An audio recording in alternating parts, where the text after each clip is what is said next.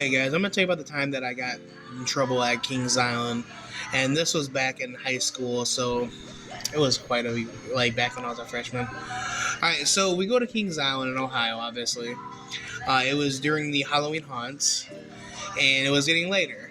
So my parents said, "Okay, Kelsey, you can ride, shake, rattle, and roll, but we're gonna go. They want to go do something, and when you get off that ride, go and sit on the bench." That's what they instructed. Go sit on that bench, which was a bench that was near Shake, Rattle, and Roll, by the. There's a bench right there. They told me to sit down over in Coney Mall. So I waited in this line, which I knew was long, maybe 25, 30 minutes. I waited in line, get on Shake, Rattle, and Roll. Then after I get off the ride, I go to the bench they said. I go to the bench and I sit down. And I'm waiting. A lot of people are going by. And I was like, where the hell are they? And like they weren't there. And I'm still waiting for them and they still haven't came yet. So I'm getting frustrated. I was just like, they said they would be here, but if I'm not going to get here and wait, I'm not going to go anywhere because I'm not going to look for them. Because if I go somewhere else, then they're going to come and then I'm going to get in trouble. So I'm sitting there waiting, and time's going by. An hour has gone by, and I was like, man, they haven't came back yet. And obviously at this time before that, I was calling their phones and no response. And eventually I get a number from an unknown number that I haven't known, and I say hello, and it was from a security guard telling me that my parents are looking for me.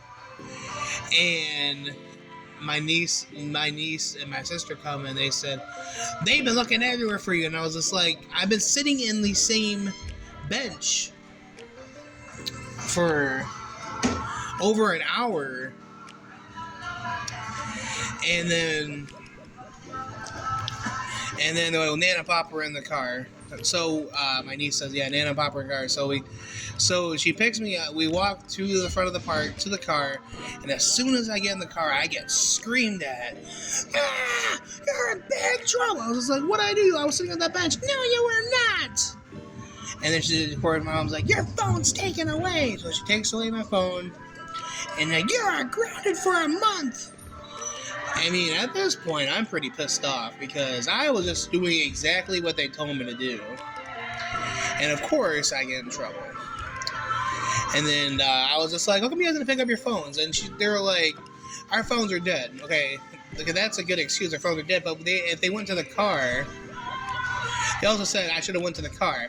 But they also told me that, okay, so when I got to the car, they said that if I didn't see them today, I should have went to the car. But they told me to sit. They told me to sit still. So while I go to the car, they told me to stay put. Doesn't make any sense. And when they got to the car, they could have charged their phone up and called me. Doesn't make any sense. So that night and the next day, I spoke no words to no one because I was pissed. And that time, I don't think I should have gotten in trouble. What I think what happened was my mom and dad went by that bench when I was still waiting in line for that ride, and they thought that I took off or whatever, but I was still waiting in line for that ride, which they said I could do. But I don't know how to justify this, guys. Whenever this story has been brought up to my parents, I will argue it out with them because it's like, listen, you guys said I can go out, wait in line for this ride, and then you guys told me to sit on the bench, and I'm done. And I get in trouble because I didn't go to the car, which you never told me to do. You told me to stay put.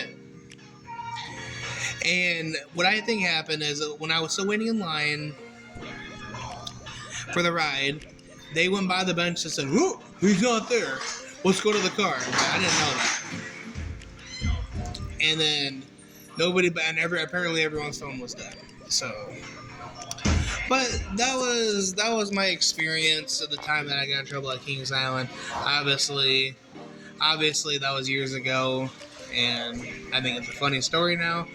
And anytime that the story does get brought up, I will still defend myself. I was like, listen, I was never in the wrong for that story. You guys are in the wrong. But what do you guys think? Who do you think was in the wrong here? Comment down below, and tell me if you want to know more stories like this, because I love telling stories, because that's what I do. Of telling stories about my past and everything. It's really fun. All right, guys. I hope you stayed to the end of the video, and give me a big old like and comment, subscribe, and I'll see you next time. And hopefully I can make it to Kings Island this year.